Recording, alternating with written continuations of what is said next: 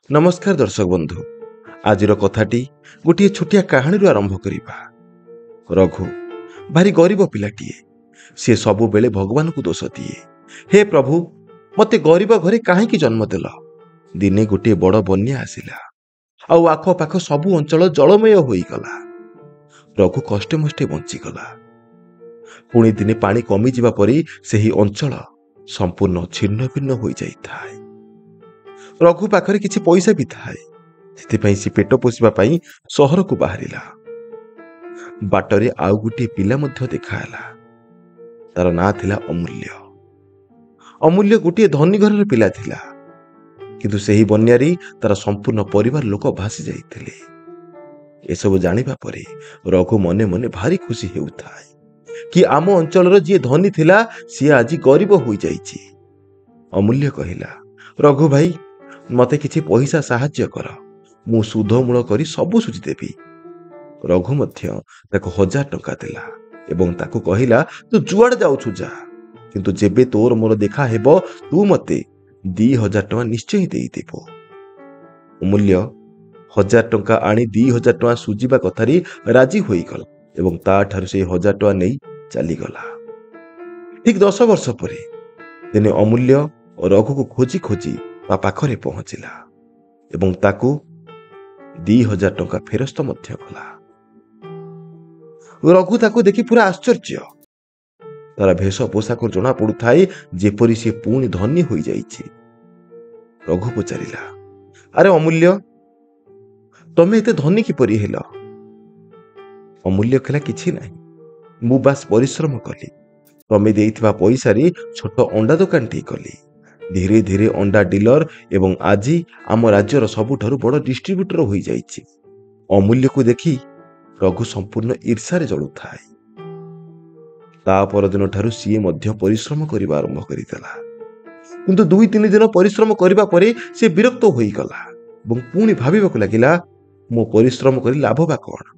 मो भाग्यर तो धनी हेबा लेखा ही नाही। बोध हुए अमूल्य बहुत भाग्यशाली मनुष्यटे। के जानी से केउ जन्मरे कौन पुण्य करिछि, ए जन्मरे ता भाग्य खाली चमकुछि। एपरि भाबी से तार पुराणा जीवन को पुणी बंचिबाकु लागिला। दर्शक बंधु, 2 प्रकार लोक एही दुनिया रे अछंती। जने सीए जे भाग्य रे विश्वास रखंती, आउ जने सीए जे कर्म रे विश्वास रखंती। समस्तक जीवन रे किछि ना किछि समस्या अछि एवं समस्तक जीवन रे किछि ना किछि दुख अछि। केही ए सबुरु वर्ती पारिबेनी, किंतु सफल केवल सीए होती जी एही दुख एवं समस्या को देखी स्वप्न एवं लक्ष्य स्थल यात्रा रे चलिबाकु जारी रखि थांती। मु कहिथिबा कहानी रे रघु एवं अमूल्य को समान परिस्थिति दिया गला, तथापि अमूल्य धनी होई गला, किंतु रघु आगुरु जहा थिला ताहा ही होई रही गला। कारण रघु भाग्य उपरे भरोसा करी रही गला, किंतु अमूल्य पुणी थरे धनी हेबार स्वप्न देखी ताकू साकार करिबार कर्म रे लागि पड़िला। बंधुगण, भगवान ताकू ही साहाय्य करंती जे कर्म वीर होई थांती, तांकू नुहे जे कर्म भीरु होई थांती। एही मां पेटरू किछि शिखिकी आसी न थाए। मनुष्य धीरे धीरे कोनोसी काम को करी करी ताकू ठीक से शिखि थाए। थरे भाबी कि देखंतो, एमिति कोन सेही कारण मनुष्य केबे बदली पारेनी? एमिति कौन सेही कारण जहा पाई मनुष्य सेही जीवन बंची थाए जेउ जीवन कहार भी इच्छा न थाए बंचिबाकू, जेउ जीवन को सी केबे चाहि न थाए। एही कथाटी बुझिबा आगरु एतिकी जानि नेबा उचित कि समस्त को समान समय मिलुछि। अंबानी को जो 24 घंटा मिलुछि, आमुकु मध्य सेही 24 घंटा मिलुछि। तबे सी काहेकि एते धनी आउ आमे जेउठी थिले आज भी सेठी? यार मूल कारण कौन जानिछंती? ताहा हेउची इच्छा शक्ति। अंबानी निज चारिपटे एपरि एक परिस्थिति एवं एपरि एक परिवेश तैयारी कर दैछंती कि तांकू बेकार जिनिस पई समय ही नाही। आउ आमी आम निज चारिपटे एपरि परिवेश तैयारी कर दैछे कि आम पाखरे सब बेकार काम पई समय तो अछि, किंतु निजको उन्नति करिबा पई टिके भी समय नाही। कोन अंबानी पाखरे किछि दुख नथिबो? कोन अंबानी पाखरे किछि समस्या नथिबो? हेले कथा हेउची एहा कि तांको पाखरे अभियोग करिबाकू भी समय नाही। ଆମେ ସମୟକୁ ବର୍ବାଦ କରି ଖୁସି ହୁଏ, କିନ୍ତୁ ପ୍ରଭାବଶାଳୀ ବ୍ୟକ୍ତି ସମୟର ଉଚିତ ବିନିଯୋଗ କରି ଖୁସି ହୁଅନ୍ତି। ଜନ୍ମ ଆଉ ମରଣକୁ ଛାଡ଼ିଦେଲେ ଆଉ ସବୁ କିଛି ଆମରି ହାତରେ ଥାଏ। ହାତ ରେଖାରେ ନୁହେଁ, ବରଂ ହାତର ପରିଶ୍ରମରେ ଥାଏ।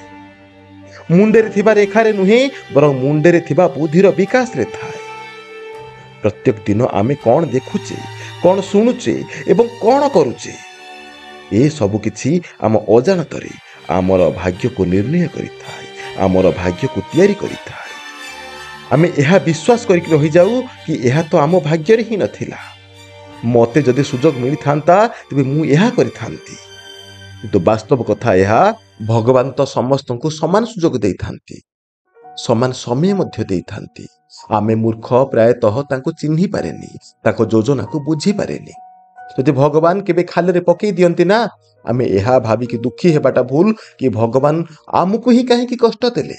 ବରଂ ଆମକୁ ଭଗବାନଙ୍କର ଯୋଜନାକୁ ବୁଝିବାକୁ ପଡ଼ିବ କି ସିଏ ଏଥିପାଇଁ ଖାଲରେ ପକାଇଲେ ଯେପରି ଆମେ ଖାଲରୁ ଉଠିବାଟା ଶିଖିପାରିବା। ବୁଦ୍ଧିମାନ ସିଏ ଯେ ପ୍ରତ୍ୟେକଟି ସମସ୍ୟାକୁ ସାମ୍ନା କରିଥାଏ, ପ୍ରତ୍ୟେକଟି ବାଧାବିଘ୍ନକୁ ପାହାଚ କରି ଆଗକୁ ବଢ଼ିଥାଏ, ଯିଏ ପ୍ରତ୍ୟେକ କର୍ମକୁ ବଳ ଦ୍ୱାରା ନୁହେଁ ବରଂ ବୁଦ୍ଧି ଦ୍ୱାରା କରିବାକୁ ଚେଷ୍ଟା କରେ। ଯଦି ଆପଣ କୌଣସି କାମ ଆରମ୍ଭ କରିବାକୁ ଚାହାନ୍ତି, କୌଣସି କାମକୁ ଶିଖିବାକୁ ଚାହାନ୍ତି, ତେବେ ମନେ ରଖନ୍ତୁ, ଏବେ ବି ଆପଣଙ୍କ ପାଖରେ ସମୟ ଏବଂ ସୁଯୋଗ ଉଭୟ ରହିଛି। ଯଦି ଅଭାବ ଅଛି, ତାହା ମାତ୍ର ଗୋଟିଏ ଜିନିଷ, ତାହା ହେଉଛି ଦୃଢ଼ ଇଚ୍ଛା ଶକ୍ତି।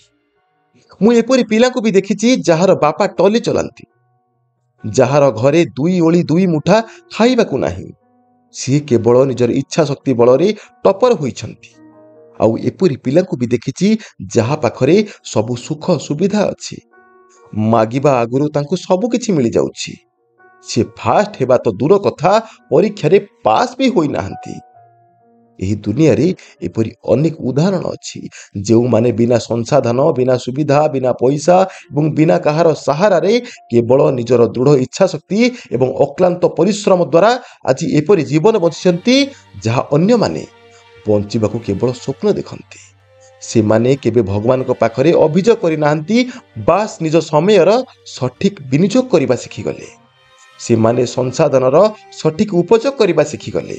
ସେମାନେ ପଇସା ଏବଂ ପ୍ରତ୍ୟେକଟି ସୁଯୋଗକୁ ସଠିକ ବ୍ୟବହାର କରିବା ଶିଖିଲେ ଏବଂ ପ୍ରତ୍ୟେକଟି ଶିଖିଥିବା କାର୍ଯ୍ୟକୁ ନିଜର ଦୈନନ୍ଦିନ ଅଭ୍ୟାସରେ କାର୍ଯ୍ୟକାରୀ କଲେ। ସେଥିପାଇଁ ତ ଆଜି ସେମାନେ ସଫଳ। ଥରେ ନିଜକୁ ଏକଥା ନିଶ୍ଚୟ ପଚାରନ୍ତୁ, ଯଦି ଏତେ ଲୋକ ସଫଳ ହୋଇପାରିଲେ ତେବେ ଆପଣ କାହିଁକି ନୁହେଁ? ଆପଣଙ୍କ ପାଖରେ ଏମିତି କ'ଣ ଅଭାବ ଅଛି? କିଛି କରିବାର ଅଛି ନା, କିଛି ପାଇବାର ଅଛି ନା, ତେବେ କାହାକୁ ଅପେକ୍ଷା ନ କରି ଏବେ ହିଁ କର୍ମ କରିବା ଆରମ୍ଭ କରିଦିଅନ୍ତୁ। ସଫଳତା ଏକ ପରିଚୟ। ସାଙ୍ଗ ତ ସାଙ୍ଗ, ଶତ୍ରୁ ବି ନିଜର ହେବାକୁ ଇଚ୍ଛା କରିବ। ଯେଉଁ କାର୍ଯ୍ୟ ଖୁସି ଦେଉଛି ସେହି କାମକୁ କରିବା ଛାଡ଼ିଦିଅ। ଯେଉଁ କାର୍ଯ୍ୟ ଉନ୍ନତି କରିବାରେ ସାହାଯ୍ୟ କରୁଛି ସେହି କାର୍ଯ୍ୟକୁ ଏବେଠାରୁ ହିଁ ନୂତନ ଉର୍ଜା ଏବଂ ଉଦ୍ଦୀପନା ସହ କରିବାକୁ ଆରମ୍ଭ କରିଦିଅନ୍ତୁ। ଧୀରେ ଧୀରେ ଏହି କାର୍ଯ୍ୟ ବି ମଜା ଦେବାରେ ଲାଗିବ, ଖୁସି ଦେବାରେ ଲାଗିବ। କେହି କାହାର ନୁହେଁ ବନ୍ଧୁ, ଏଠି ସମସ୍ତେ ସ୍ୱାର୍ଥର ସାଥୀ। ସ୍ୱାର୍ଥ ନଥିଲେ ନା ତୁ ମୋର, ନା ମୁଁ ଆଉ କାହାର। ଏମିତି ଅନେକ ମଣିଷ ଅଛନ୍ତି ଯାହାକୁ ଆପଣ ଯଥେଷ୍ଟ ଭଲ ପାଆନ୍ତି, ଯଥେଷ୍ଟ ଆଦର କରନ୍ତି, ତାଙ୍କୁ ନିଜ ହୃଦୟରେ ବଡ଼ ସ୍ଥାନ ମଧ୍ୟ ଦେଇଛନ୍ତି ଏବଂ ତାଙ୍କ ପାଇଁ ସବୁ କିଛି କରିବାକୁ ଇଚ୍ଛା ମଧ୍ୟ ରଖିଥିବେ। ବନ୍ଧୁ, ଥରେ ମୋ କଥା ମାନିକି ଦେଖନ୍ତୁ, କିଏ ସ୍ୱାର୍ଥପର ହୋଇକି ଦେଖନ୍ତୁ। ଯେତିକି ଆଦର, ଯେତିକି ଭଲ ପାଇବା ଏବଂ ବଡ଼ ସ୍ଥାନ ତାଙ୍କୁ ଦେଇଛନ୍ତି, ସେତିକି ନିଜ ସ୍ୱପ୍ନକୁ ଦେଇକି ଦେଖନ୍ତୁ। ଥରେ ସଫଳତା ମିଳିଯିବା ପରେ ଯାହାକୁ ଆପଣ ଭଲ ପାଆନ୍ତି, ଯିଏ ଆପଣଙ୍କୁ ଭଲ ପାଆନ୍ତି, ଯିଏ ଭଲ ପାଆନ୍ତି ନାହିଁ, ଏମିତିକି ଆପଣଙ୍କ ଶତ୍ରୁ ବି ଆପଣଙ୍କ ପାଦ ତଳକୁ ଆସିବାକୁ ଚେଷ୍ଟା କରିବେ। ସତ କହୁଛି ବନ୍ଧୁ, ଥରେ ସଫଳ ହୋଇକି ଦେଖନ୍ତୁ, ସମସ୍ତେ ନିଜରେ ହେବାକୁ ଲାଗିବେ। ଦର୍ଶକ ବନ୍ଧୁ, ଆଜି ବି ଏତିକି। ପୁଣି ଦେଖା ହେବ କିଛି ନୂଆ ବିଚାର ଏବଂ କିଛି ନୂଆ ବାର୍ତ୍ତାକୁ ନେଇ। ଯଦି ଭଲ ଲାଗିଥାଏ ତେବେ ନିଶ୍ଚୟ ଅନ୍ୟମାନଙ୍କ ସହ ସେୟାର କରନ୍ତୁ, ଲାଇକ୍ କରନ୍ତୁ। ନୂଆ ଥିଲେ ଚ୍ୟାନେଲଟିକୁ ନିଶ୍ଚୟ ସବସ୍କ୍ରାଇବ କରିନିଅନ୍ତୁ। ଭଲରେ ରୁହନ୍ତୁ, ଖୁସିରେ ରୁହନ୍ତୁ। ଜୟ ଜଗନ୍ନାଥ, ଜୟ ଶ୍ରୀକୃଷ୍ଣ। ଧନ୍ୟବାଦ।